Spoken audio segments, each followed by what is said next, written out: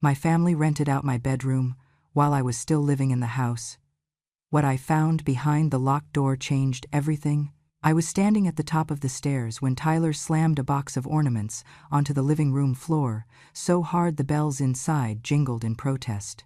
The house smelled of roasted chicken and cinnamon, the kind of scents that used to mean family gathering, warmth, and a little hope. But he did not even look up at me. He just glared, jaw tight, eyes cold. "Mom, stop wandering around upstairs. Guests do not pay to see some old woman shuffle by." His voice cut through the lights and music like a knife through thin ice.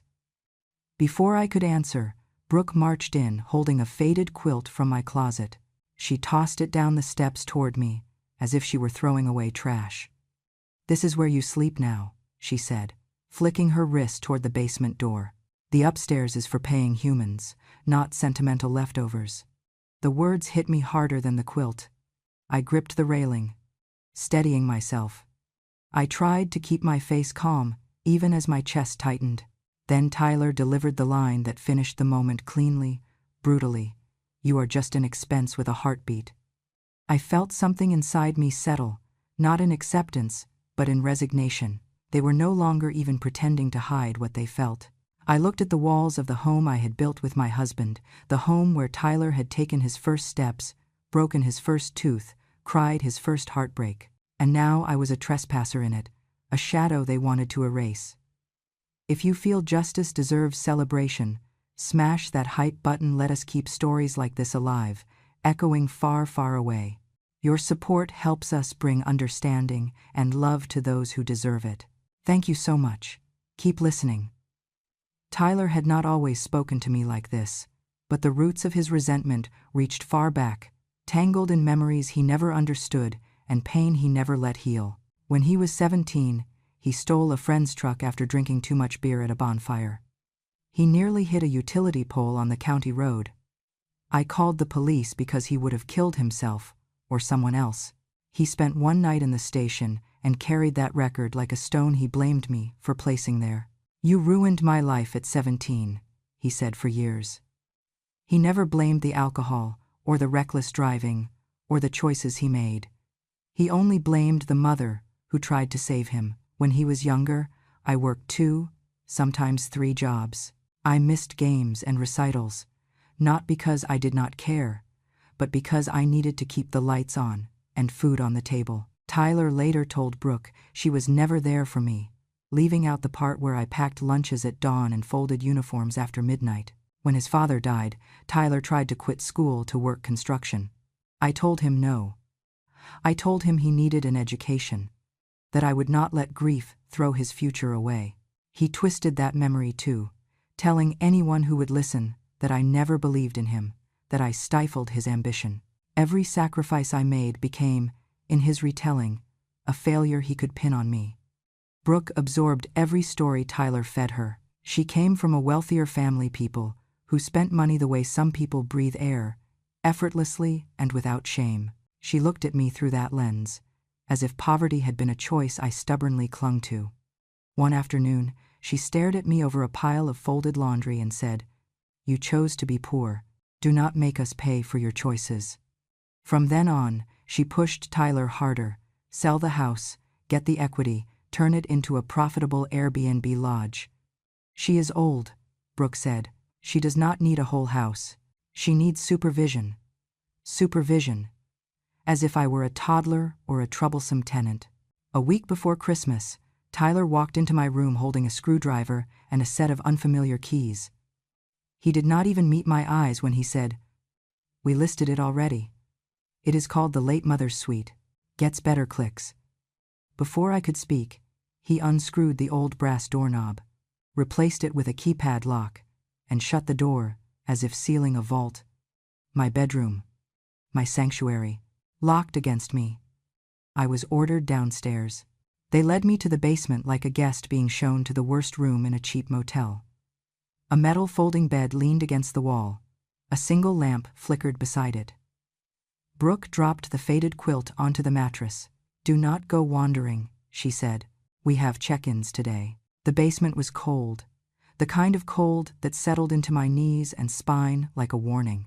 I sat on the edge of the bed and listened to them laughing upstairs, adjusting garlands, practicing their host voices, preparing for guests who would never know that the woman listed as late in their cozy, holiday-themed suite was alive and shivering directly below them. It was almost Christmas. Once, that word meant warmth, light, the softness of my husband's hand on mine. Now it meant something else entirely. I was trimming the wilted ends off the winter roses near the porch when a young man in a red flannel jacket walked up the driveway, pulling a suitcase. He looked friendly, almost shy, the kind of polite traveler who apologized for stepping on your shadow. I expected him to ask about check-in times or where to park.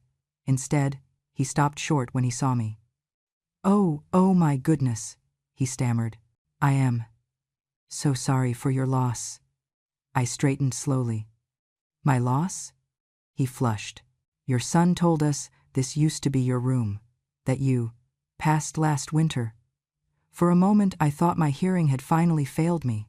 I blinked at him, waiting for the words to rearrange themselves into something rational. But they did not.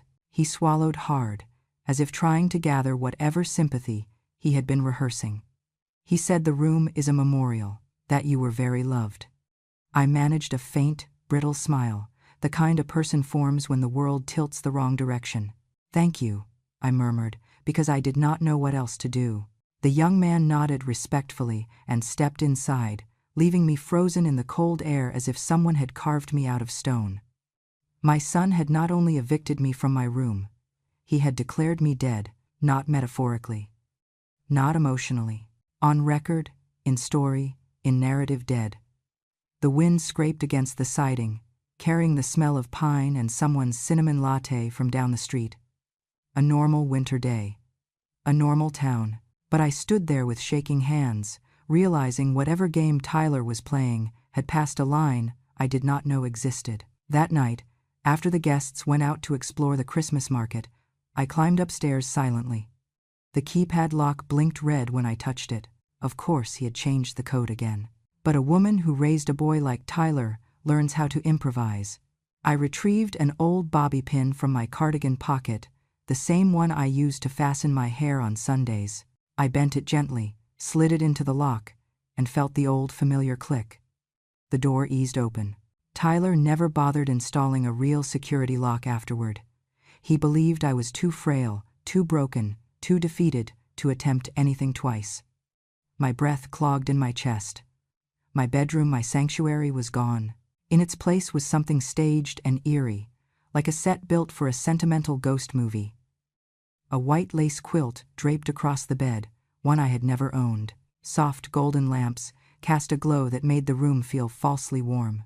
My husband's old dresser had been polished, rearranged, stripped of everything personal. On the far wall, above the headboard, hung a large framed photograph of me from 10 years ago, smiling at a summer barbecue. Below it, in looping cursive, "In loving memory of Katrina Hale, 1945-2022. My knees nearly buckled. Beside the picture sat a brochure printed on thick, creamy paper. I picked it up with trembling fingers. "Welcome to the Vintage Memorial Suite. This room honors our late mother, whose spirit still warms this home." Late, honors, spirit. They had written my obituary for profit. My hand shook as I read the next line. "We created this peaceful space to celebrate the woman who raised us with love and strength." Us? Raised us? Tyler and Brooke had crafted a touching little narrative for the guests, complete with reviews praising their emotional honesty. A hollow ache spread through my chest as I looked around the room that used to hold the story of my life. The corner where my husband read the newspaper on winter mornings was now staged with a wicker chair and a throw pillow embroidered with "Forever" in our hearts. The window where I used to watch Tyler walk to school was framed by curtains I had never seen before, silky, theatrical, pretending comfort. I touched the dresser top. They had removed my jewelry box, my letters, even the indentation my wedding ring once left on the wood. It was a room for a woman who no longer existed, and according to Tyler's listing, that woman was me. I felt the sting of tears, but refused to let them fall. crying would give them power. Crying would make this feel final, as if I had agreed to the death they assigned me. Instead, I inhaled slowly, letting the familiar scent of the hallway drift in the faint trace of cedar from the rafters, the winter breeze that always sneaked through the old glass panes, the memory of Christmas mornings when my husband lit a tiny fire in the grate so Tyler would wake to warmth. This room had been built with real lives, not curated stories. My husband and I had painted the walls ourselves the year after he came home from surgery. Each slow stroke a promise that we were still here, still fighting. We saved money for the bed frame, tightened the screws together, argued over the right place for the lamp, laughed when the dog left muddy prints across the new rug. And now all of that had been erased, overwritten by a narrative designed to sell a seasonal experience. A fake tragedy, wrapped in pine garlands and soft lighting. I sat on the edge of the bed, my bed, even if they tried to rename it, and for the first time since this nightmare began, anger rose in me like a living thing. Not hot and explosive, but steady, controlled, perfectly cold. Tyler and Brooke had not simply taken my room. They had taken my existence, folded it into a pretty brochure, and sold it to strangers. And as I sat there, in the dim glow of my own fake memorial, a quiet thought surfaced in my mind, sharp enough to cut steel. If they believed I was dead, then they would never see what I did next coming. I first met him when I was sweeping pine needles off the front porch, trying to stay invisible, the way Tyler preferred me to be when guests were around. The Airbnb door opened, and a tall man in a winter coat stepped out, blinking at the cold Montana air. He looked nothing like the usual skiers or holiday couples Brooke bragged about attracting. He moved with the quiet alertness of someone who observed before speaking. He glanced at me, then glanced again longer this time. His eyes narrowed just slightly, not with suspicion, but with recognition. "You live here?" he asked softly. I nodded. "Downstairs." He hesitated, shifting the strap of his duffel on his shoulder. "Forgive me if this sounds strange, but you look very much like the woman in the memorial photo upstairs." My breath hitched. "That is because it is me." His eyebrows drew together. "But the listing says—" "I know what it says," I murmured. For a few moments we just stood there, the winter wind threading between us. Then he exhaled gently, as if choosing every word with care. "My name is Rowan. Rowan Pierce." He lowered his voice. "I am a physician and a medical ethics instructor at Montana State. I do not usually get involved in family matters, but has anyone reported you deceased?" The question felt like ice sliding down my spine. "I thought they only made up a story for the guests," I whispered. "Are you saying—" "I am saying," he interrupted gently, "that something about that certificate on the nightstand looks wrong to me. I have seen hundreds of death documents in my life. That one is unsettling." My knees weakened. I motioned for him to follow me around the side of the house where Tyler could not see us from the kitchen window. Rowan opened his phone and pulled up a photo he had taken for his own confusion there. On the screen was a scan taped inside the Airbnb welcome binder, a spiritual memorial certificate, signed by Pastor Henry, stamped with an imitation seal, dated exactly 1 year prior. I stared so hard my eyes burned. They held a memorial for me, while I was downstairs in the basement. Rowan looked genuinely pained. "It appears they staged one. This type of certificate is usually used informally during church vigils or symbolic remembrance gatherings. But this one has details formatted like a real death record. Full name, birth year, date of passing, even a notation about next of kin handling affairs." My heart thudded against my ribs. "Rowan," I whispered, "why would anyone go through that much trouble?" "Because," he said calmly, "a spiritual certificate with this level of detail could very easily be adapted or used as a template for something more official." The air seemed to thin around me. My hands shook so hard I had to tuck them into my sleeves. At that moment I felt the full weight of what Tyler and Brooke might be building behind my back. I found Tyler in the kitchen packing boxes of holiday cookies for the new guests. I stepped inside without knocking, You held a memorial for me, I said quietly, while I was alive, downstairs, in that freezing basement. He spun around, jaw clenched. You were never really alive for me. Not as a mother. This is just catching up. It felt like a slap I had been expecting for years. Brooke sauntered in, sipping cocoa. Calm down, Katrina. People pay more when there is a tragic story. It is marketing, not murder. I stared at her. You put my name on a certificate. You staged a service. She shrugged, flattered. They wanted me flattered for being buried alive in my own home. You think this is harmless? I asked, my voice trembling. Pretending I am dead? Tyler leaned close, lowering his voice into something cold and vicious. You should be thanking us. You were taking up space without paying rent. Now, at least your absence is profitable. I stepped back, as if the words carried weight.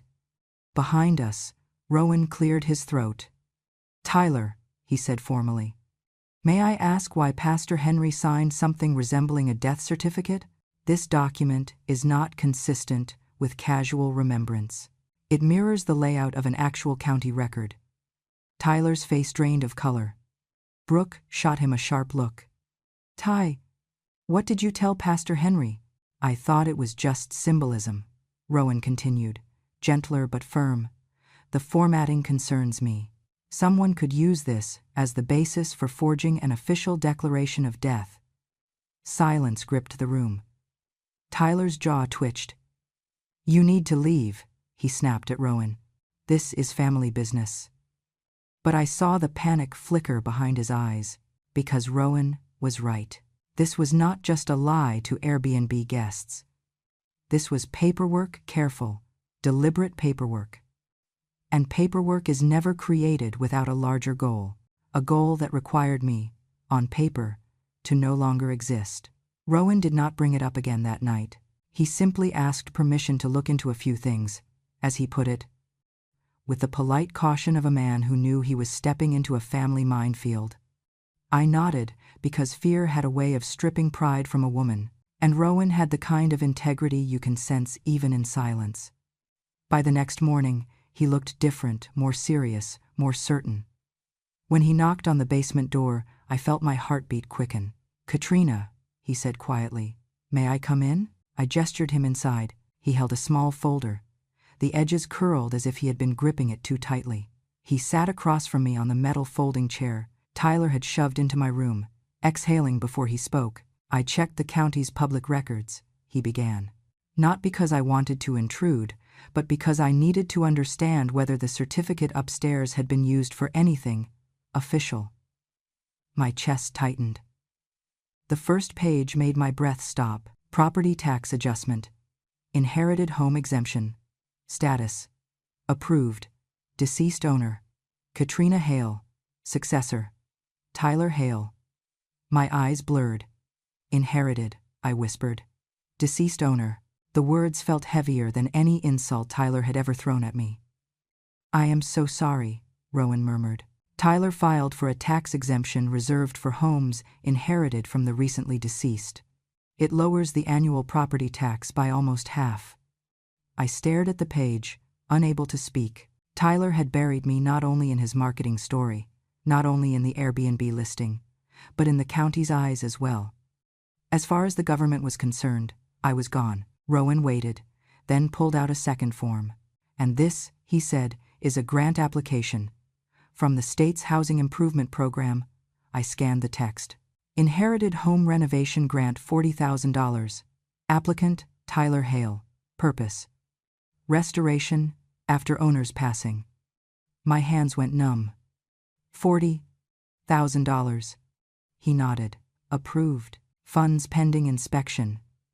A hollow disbelief settled in my bones. They used my death, I whispered. Not just for a story. Not just for guests. They used it to get money from the state. Rowan's expression held a mix of compassion and barely contained anger. This is a serious level of fraud, Katrina. Very serious. I felt my pulse thudding in my ears. He killed me for a tax cut, I said weakly. My own son. When I finally went upstairs, Tyler and Brooke were in the kitchen, assembling gift baskets for the Christmas guests. I set the papers on the counter. They froze. "Explain," I said, my voice low, quivering. Tyler rolled his eyes. First habit, reflex, disrespect polished over decades. "Oh, that? It is just paperwork. Everyone does it. It helps with the cost of maintenance." "That paperwork only applies to a home inherited from a dead person," I said. "A dead person, Tyler." "Me." He shrugged like he was discussing weather. "Well, you have been dead to me since 17 when you wrecked my future and called the cops on your own son." I blinked. "I called the cops because you were drunk and behind the wheel. I was trying to save your life." His mouth twisted. "You saved nothing. You left me with a record, and that record followed me into every job interview I ever went to. So yes. Oh me, Mom. I'm just finally collecting." Each word sliced deeper than the last. Brooke stepped in, chin high, attitude sharp. "The state has plenty of money. Katrina, you were sitting on this house doing nothing for decades. We are the ones improving it, increasing its value, making it useful. You should be thanking us." "Thanking you," I murmured. "For forging my death." Brooke smirked. "You always wanted Tyler to have a better life, right? Well, this is it. Consider it a delayed contribution." I felt something inside me break, not loudly, but quietly, like the snap of frozen branches outside in the winter wind. "You have taken my room," I said. "My dignity, my story. And now the state believes I am gone." Tyler shrugged. "Be grateful we didn't put you somewhere worse. The basement is more than you deserve." Generous. A basement in my own home. I turned to leave, but as I stepped into the hallway, I heard Brooke's voice behind me, low, quick, nervous. "Yes, the policy is active," she whispered into her phone. "No, she does not know. We just need to wait for the holidays to be over. Accidental, death, policy." My legs nearly gave out. There is a kind of fear no elderly woman should ever feel in her own house, the fear that the people she once fed, clothed, raised, and prayed for are now calculating the price of her final breath. I backed away from the door before she noticed me. Whatever they had planned next, I understood now. It was not just fraud. They were waiting for me to disappear, for real. Christmas Eve used to mean warmth in this house. My husband's hands carving the roast. My son hanging crooked ornaments and pretending they were straight. My own laughter filling the corners like a second set of lights. But that night, as I sat on the basement cot Tyler had thrown together, all those memories felt like ghosts pressed against the walls. Upstairs, the celebration throbbed through the floorboards. Guests clinked glasses. Someone laughed too loudly. A group of Airbnb holiday renters sang along to Jingle Bell Rock while Brooke directed them like a hostess at a resort. I could smell cinnamon cider drifting through the vents, sweet and taunting. Every note of cheerful music made my chest feel tighter, as if my heart was trying to shrink itself to avoid breaking. Down here, the air was cold enough to sting my fingertips. The only light came from a small lamp missing its shade, casting uneven shadows across the cement walls. I pulled the thin blanket closer around my shoulders and tried to stop my hands from shaking. Silent Night drifted faintly through the ducts, slow and tender, a song meant for peace. In the basement, it sounded like a lullaby for someone waiting to disappear. I told myself not to cry. Tears froze faster in basements. I had almost drifted into the numb quiet that comes right before sleep when I heard the soft creak of the stairs. A small shadow appeared in the doorway. "Grandma?" Mason whispered. My heart softened instantly. He tiptoed toward me, clutching a cookie shaped like a reindeer and a little plastic cup filled with milk. Upstairs, Brooke was busy entertaining guests while Tyler was outside hanging more lights, too distracted to notice his son slipping away. "I brought you this," he said, holding it out with both hands, earnest and careful. "I saved you the one with the chocolate nose." I almost cried just from that. "Thank you, sweetheart," I said softly, taking it from him. Why are you not upstairs? He leaned closer as if sharing a secret. Dad said you won't be here next Christmas. My breath caught. He said that? Mason nodded with the innocent certainty only a child can have. He said the house will finally be ours, that we won't have to pretend anymore. I forced my voice to stay calm. Pretend what, honey? That you're gone, he said matter-of-factly. He told Aunt Nicole yesterday that you're only gone on paper for now, but soon it'll be real and everything can be official. The room tilted for a moment. I gripped the edge of the cot, trying not to show fear. Mason, I whispered, did your dad say what he meant? He shrugged. Just that you make things complicated. But when people go away forever, grown-ups don't have to fill out so many forms. I touched his cheek gently. He smiled, unaware of the chill running through my bones. Children repeat what they hear. They do not sanitize. They do not interpret. They simply tell the truth. Thank you for telling me, I said, kissing his forehead. You're a good boy, he beamed, then scampered back upstairs. As soon as he left, I turned off the lamp and sat still, listening carefully. If Mason could wander down here unnoticed, maybe voices could wander down too. The house settled. Then I heard it, the murmur of conversation drifting through the metal air duct near the ceiling. Tyler's voice first, sharp and impatient. Did you talk to the county office? They said everything will finalize after the holiday break.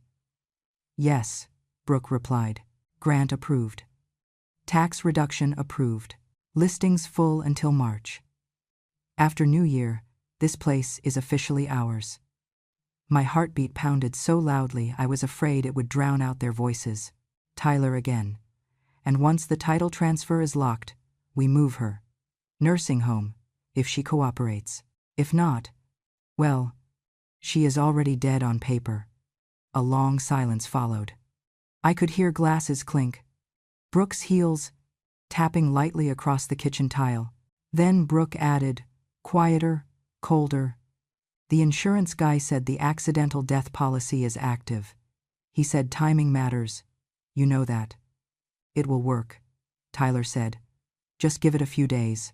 After the holidays, no one will question anything. My breath froze in my throat. They were not just planning to remove me. They were preparing for the day I died, and they were discussing it like ordering takeout. Brooke's voice sharpened. She is old, Tyler. Old and fragile. Sometimes things just happen around the elderly. And accidents, Tyler said, are believable. I pressed my palm over my mouth to keep from making a sound. The basement suddenly felt like a bunker, a hiding place for someone who had already been sentenced. When their footsteps faded upstairs, I let the silence settle. Something shifted inside me, not panic, not fear, but a clarity so sharp it felt like a blade. They had buried me in paperwork, in lies, in government forms. They had carved a gravestone with my name on it and hung it in my own bedroom. But I was still breathing. And breath is power. I stood slowly, pushing the blanket away. The cold floor steadied me. Every bone in my body ached, but not from age, from betrayal. If they were willing to erase me on paper, then I needed someone who dealt in truth. Rowan Pierce, the man who had recognized the wrongness before I did, the one person who had seen the cracks in the story and cared enough to look deeper. I whispered into the dim basement air. If they've already buried me, then it's time I let the truth dig them up. This Christmas would not end the way Tyler and Brooke planned, not while I was still alive. I did not sleep that night. The basement felt colder than ever, and the words I had heard through the vents replayed in my mind like a warning I could not escape. By morning my fingers were stiff, my joints aching, but my mind had never been clearer. Before sunrise I slipped outside to meet Rowan where we had agreed. The frost under my shoes cracked loudly, but the world was still too asleep to notice. Rowan looked relieved when he saw me. You should not stay in that house much longer, he said quietly. I sent everything to someone who can help. Someone? I asked. Agent Caroline Brooks, he said. State fraud and elder protection. She's very Very good. I did not know it then, but that woman would become the storm that shook the entire foundation of my son's lies. Later, when Caroline herself told me the story, she described the moment Rowan's email arrived.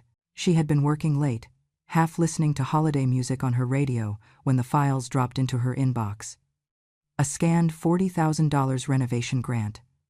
A tax reduction form that listed me as dead. Screenshots of insurance information Rowan had managed to pull from a database, and a picture of that grotesque memorial certificate. She told me she paused with her hand on her coffee mug, staring at the words, "In loving memory of Katrina Hale, 19452022. I remember thinking, she said, if this woman is really dead, she aged beautifully in that Airbnb photo. She enlarged the picture Rowan sent me standing in the yard, taken by the guest I had spoken to. Alive, awake, breathing. Caroline said that was the moment she knew something was very wrong. She did what investigators do first, checked the system. There, she found a pending death record with my name, my birthday, and a date from last winter. The status read, awaiting verification. But someone had already uploaded the template. Someone wanted it ready. Caroline told me she leaned back in her chair and whispered to herself, who benefits from her death? It was the same question my own heart had been screaming at me in the dark basement. Then she saw the insurance information. 2 years earlier, Tyler had purchased an accidental death policy in my name. Medium coverage at first, then higher the next year. And this year, just 2 months ago, he had increased it again. She said that part made her stomach turn. No one increases a parent's accidental death policy in tidy little increments unless they're planning something, she told me. Insurance companies know that. Investigators know that. Criminals never think we do. What Caroline found next, she found by accident. She typed Late Mother's Sweet Montana Airbnb into her search bar, curious how far their story had spread. That was when she stumbled onto a TikTok video with nearly 600,000 views. A pair of travel vloggers had stayed in my room. They had filmed a tour of the space, giggling at the vintage quilts, zooming in on the memorial brochure, making jokes about ghost moms. But the loudest part wasn't the TikTok creators at all. It was the background audio. Tyler's voice. Clear as day. He was laughing with a friend near the hallway, not realizing he was being recorded. Paperwork already says she's dead, he bragged. State just hasn't caught up yet. Caroline replayed that part 7 times. She told me she leaned so close to her monitor she could see the reflection of the screen in her own glasses. That sentence, she said, was confession. Not confusion, not misunderstanding. Confession. TikTok had captured his arrogance better than any investigator could. Caroline went straight to my neighborhood and spoke with Mrs. Callahan, the neighbor who'd watched everything unravel. She told Caroline how I carried laundry to the basement under Tyler's glare, how my bedroom stayed dark, how shouting echoed late at night, and how I once shivered outside without a coat because he forgot me. Caroline told me. She said you looked like someone slowly fading out of your own home. Mrs. Callahan also confirmed something else, something darker. One night, she heard Brooke joke on the phone that the old woman is basically gone already, followed by the words that made Caroline's jaw clench. Once the paperwork clears, everything will run smoother. That was enough to elevate the case from suspicious to severe, from fraud to elder abuse, from financial manipulation to potential life-threatening intent. When Caroline met me for the first time, she walked into Rowan's clinic wearing a dark wool coat, her badge tucked discreetly into her pocket. She had a calm face, the kind that made people confess without realizing they were confessing. Katrina, she said gently, taking my hands, you are not safe in that house, and you are not imagining any of this. Her voice was steady, confident, without hesitation. I have seen fraud. I have seen greed. I have seen manipulation, she continued.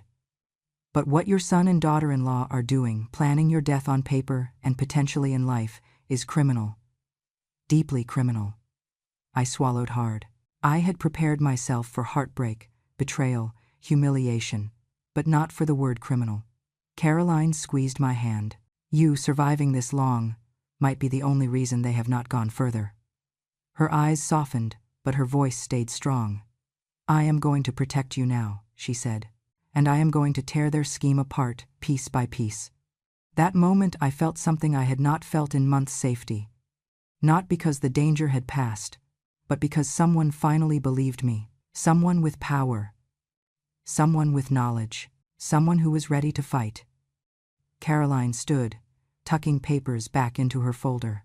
Now, she said, let us begin.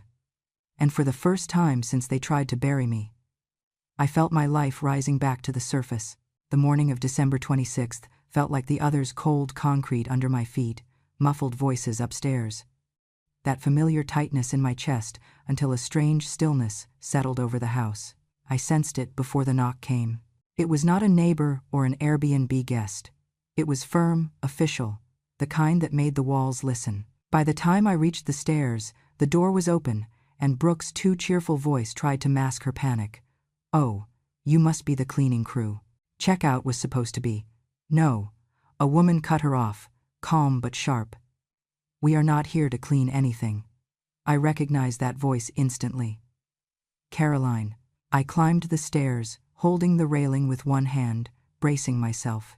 When I stepped into the hallway, the scene before me looked unreal. Caroline in her long dark coat, 2 uniformed police officers, a man with an IRS badge, another from Social Security, and a representative from an insurance company.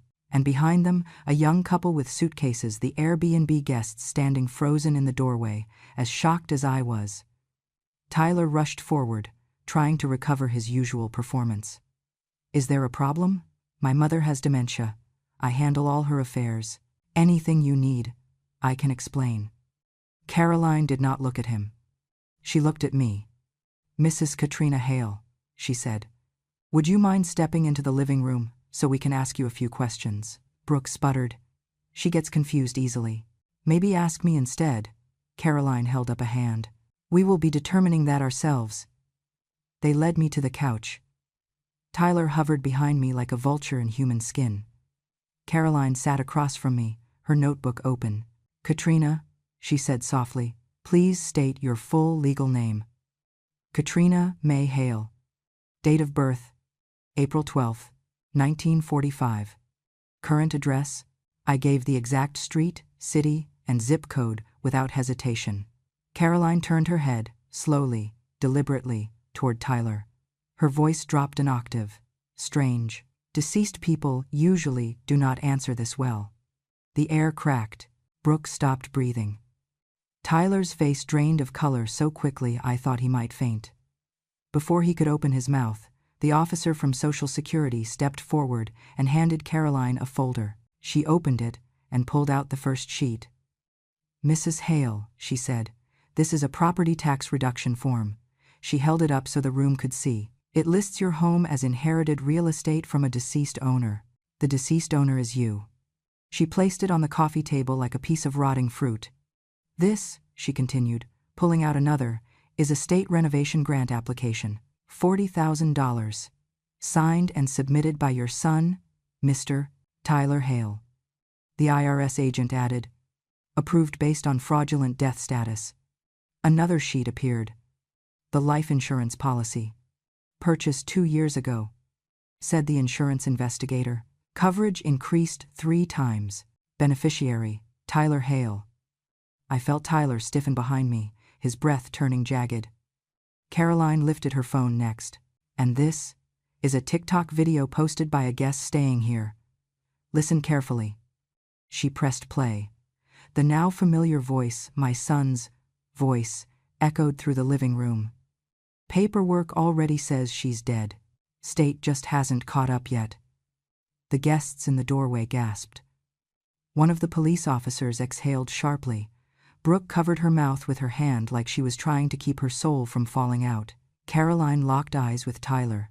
Would you like to explain why you told multiple people, including strangers online, that your living mother was dead? Tyler's voice cracked. It was a joke. A misunderstanding. She gets confused. No, Caroline snapped. You get confused. Specifically about which crimes carry prison time. She waved an officer forward, then looked toward the front door. Pastor Henry, please step inside. The old pastor shuffled in, guilt written across his face. Caroline asked him one question.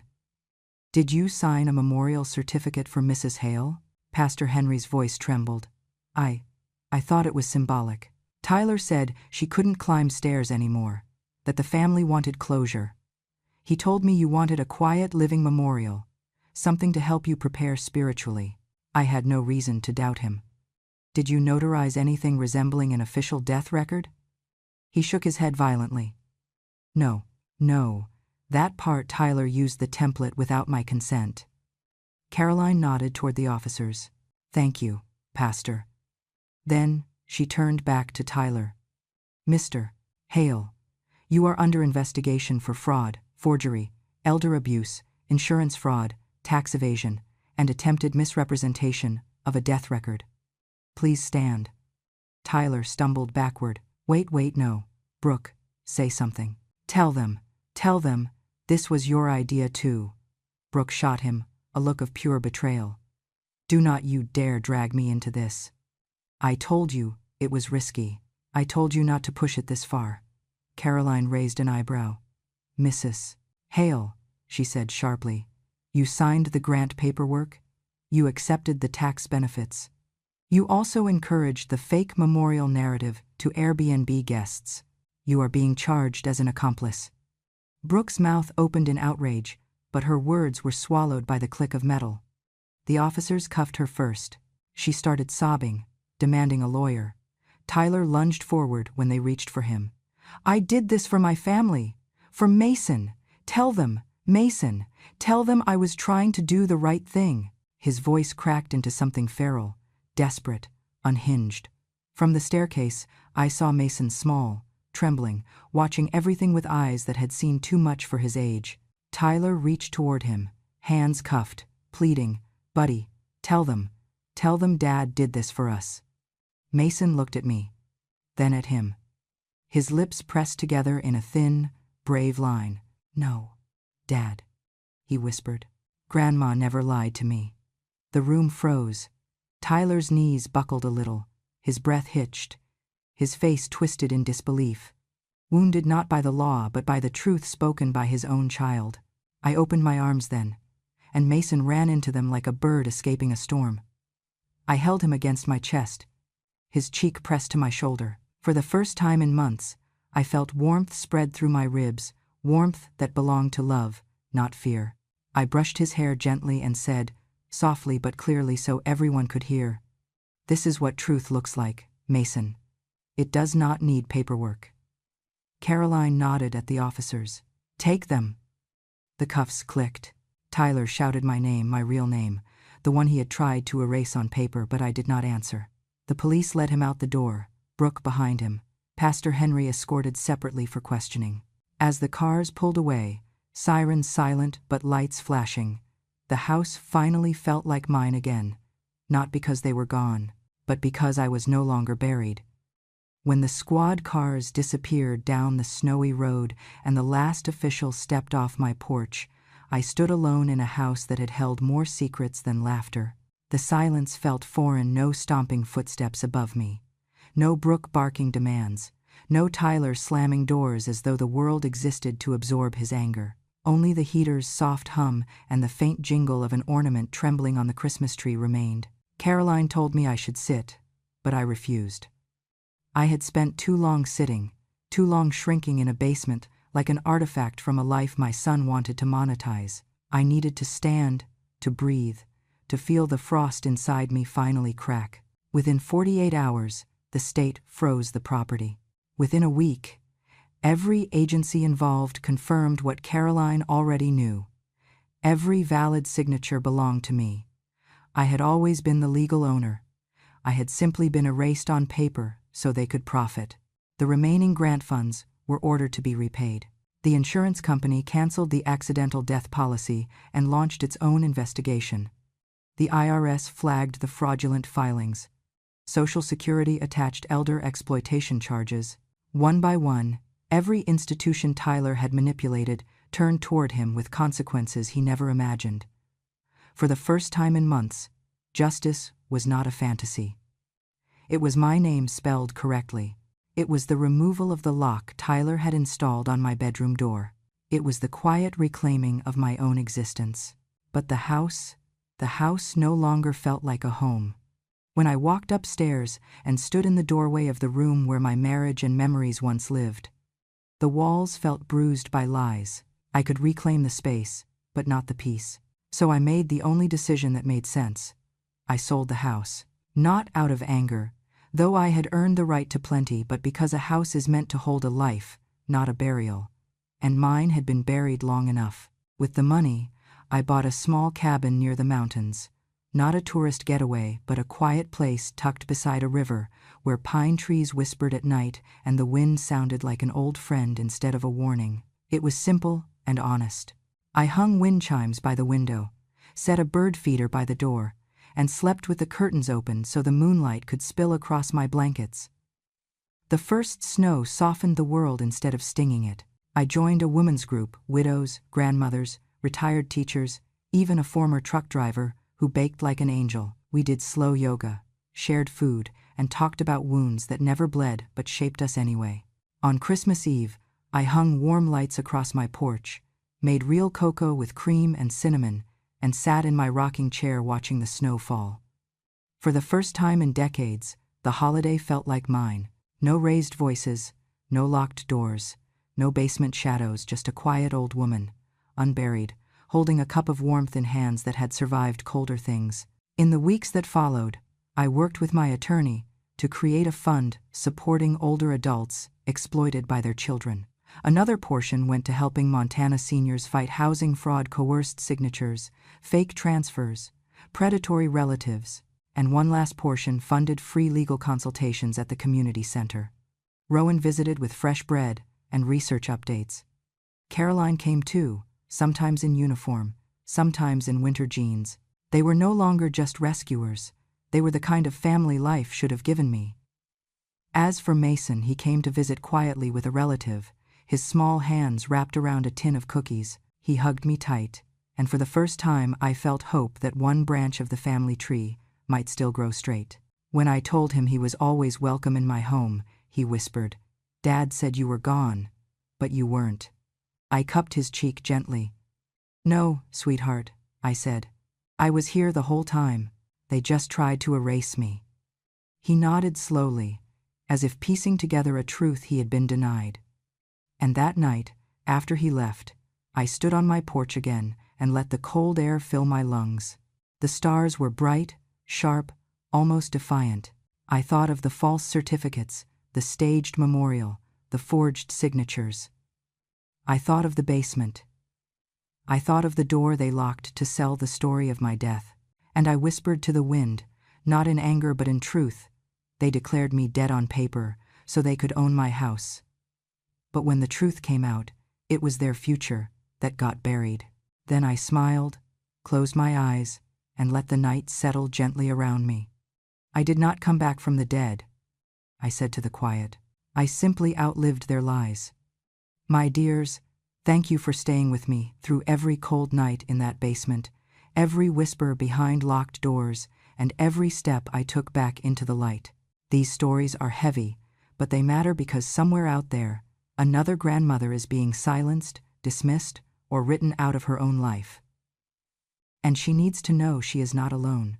If this story touched your heart, if it reminded you of your own strength, if you felt that spark of justice warming your chest again, then I would love for you to stay with our little family here. Hit that subscribe button and join us at Grandma True Stories, where we give voice to the women the world tried to quiet, and where every story lifts another grandmother out of the shadows. Thank you, my loves, for listening. Until the next story, take gentle care of your heart and never let anyone write you out of your own life.